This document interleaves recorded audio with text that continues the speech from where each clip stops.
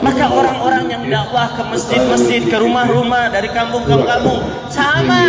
Ya ayyuhan nasu udkhulu masajidakum, wahai manusia, masuk ke masjid-masjid kalian sebelum tentara-tentara iblis dan tentaranya menginjak-injak kalian. Gitu kan, sama, gak ada bedanya. Allah senang dengan cerita dakwah ini, sehingga Allah Subhanahu wa Ta'ala ingin tahu apa sih keuntungan dakwah. Kenapa saya harus ngajak orang? Cukup saja saya ibadah. Kenapa saya harus dakwah? Kenapa saya harus ngajak orang? Allah jelaskan di dalam surat Yasin bagaimana keuntungan dalam dakwah ini. Tidak banyak, dia hanya berkata dengan satu perkataan saja. Dia bukan nabi yang dikirim, dia hanya pendukung saja. Hanya dukung doang, bukan nabinya, bukan. Dikirim ke satu daerah, ke satu kampung, 3 orang nabi. Dia sedang berjaulah mengajak orang-orang kaumnya untuk taat kepada Allah. Ada orang yang dari jauh datang hanya ingin mendukung saja. Seluruhnya adalah ciptaan Allah. Ya qaumi ittabi'ul mursalin, ittabi'u man la yas'alukum ajran wa hum muhtadun. Ini saja ucapannya. Belum dakwah 4 bulan, belum. Dia hanya berkata ini saja. Wahai kaumku, ittabi'ul mursalin, ikutilah orang-orang yang diutus itu.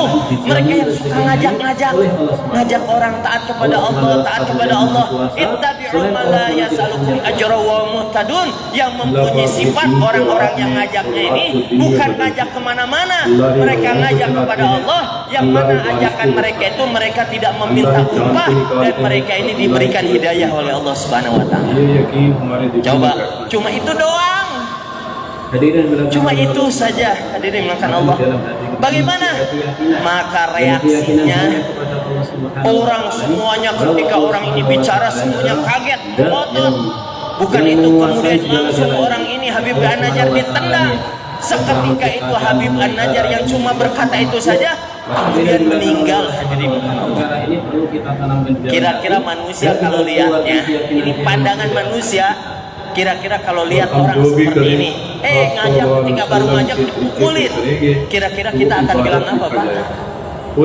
Kasihan dia, kasihan. Tuh, gara-gara suka ngajak itu tuh akibatnya, kan gitu manusia.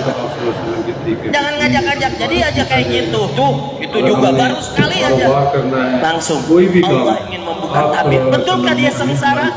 Betulkah dia dalam kehinaan? Betulkah dia dalam kerugian? Betulkah dia ini orang-orang yang harus dikasihani? Maka Allah bukakan tabir berikutnya. Ketika arwah sudah dicabut ruh tersebut, maka kemudian dia Allah abadikan ceritanya untuk memberitahukan kepada umat ini kebahagiaan, kejayaan, kemuliaan itu bukan keadaan yang dilihat oleh manusia. Hari ini manusia memandang seolah-olah bahagia kalau harta banyak, bahagia kalau jabatan tinggi, bahagia kalau segalanya ada, bahagia kalau tadinya mobilnya biasa jadi mobil mewah. Ini pandangan manusia. Kalau lihat orang miskin, dia kasihan sengsara. Tuh lihat, gara-gara dakwah dulu dia rumahnya istana, sekarang di gubuk dia sengsara. Ini pandangan manusia ini. Tuh gara-gara dakwah yang dulunya dia punya sawahnya banyak, sekarang sawah nggak ada sama sekali. Kasihan deh lo, kan gitu ada. Ini pandangan manusia. Tapi bagaimana Allah? Maka Allah Subhanahu wa Ta'ala sebutkan, ya laita qaumi ya'lamun. Ini hakikatnya yang tahu adalah yang merasakan bahagia ini siapa, Pak? Diri kita. Ada orang di dalam tingkat semuanya ada, tanyakan apa dia bahagia enggak? Belum tentu. Jadi satu sunnah ini dari mulanya maka lebih baik daripada dunia dengan segala isinya. Baginda Nabi SAW bersabda, barang siapa menghidupkan sunnahku, sesungguhnya dia ini cinta padaku. Barang siapa cinta padaku, maka dia ini akan bersama aku di dalam surga. और नमाज है 5 वक्त की नमाज हम पे फ़र्ज़ है हर मर्द औरत पे, और सबसे पहले क़यामत वाले दिन नमाज के बारे में पूछा जाएगा. Hadirin yang dimuliakan oleh Allah Subhanahu wa Ta'ala, setelah kita beriman kepada Allah, beriman kepada baginda Nabi sallallahu alaihi wasallam ini, maka Allah SAW menurunkan ini syariatnya, menurunkan perintahnya nih. Dan perintah yang pertama ini adalah ini sholat, ya nih. Maka ini sholat ini hari mulia ini baginda Nabi telah memberikan contoh ini hari mulia ini. di masjid berjamaah di awal waktu. Sholat ini hari ini sebagai sarana untuk mendatangkan pertolongan Allah Subhanahu wa taala. Sholat adalah kunci untuk membuka berkahnya Allah Subhanahu wa taala. Sholat adalah sebagai tempat untuk membuka kuncinya surga, membuka surganya. जो 5 वक्त की नमाज पढ़ता है, अल्लाह पाक फरमाते हैं, इसका मफ़हूम है कि अल्लाह पाक उसको अपनी ज़िम्मेदारी पे जन्नत में दाखिल फरमाएंगे। और नमाज जो है आप सल्लल्लाहु अलैहि वसल्लम की आंखों की ठंडक है। Hadirin yang dimuliakan oleh Allah Subhanahu wa taala, mungkin bagi yang sudah balik ini wajib untuk menjaga ini sholat 5 waktu.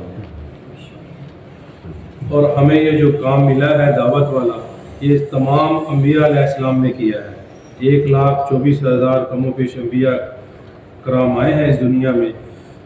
कुछ अम्बिया जो हैं वो अपने ख़ानदान के लिए आए हैं, कुछ अम्बिया जो हैं वो महल्लों के लिए, और कुछ जो है शहरों के लिए। हमारे नबी हज़रत मुहम्मद सल्लल्लाहु अलैहि वसल्लम दुनिया के आखिरी नबी हैं।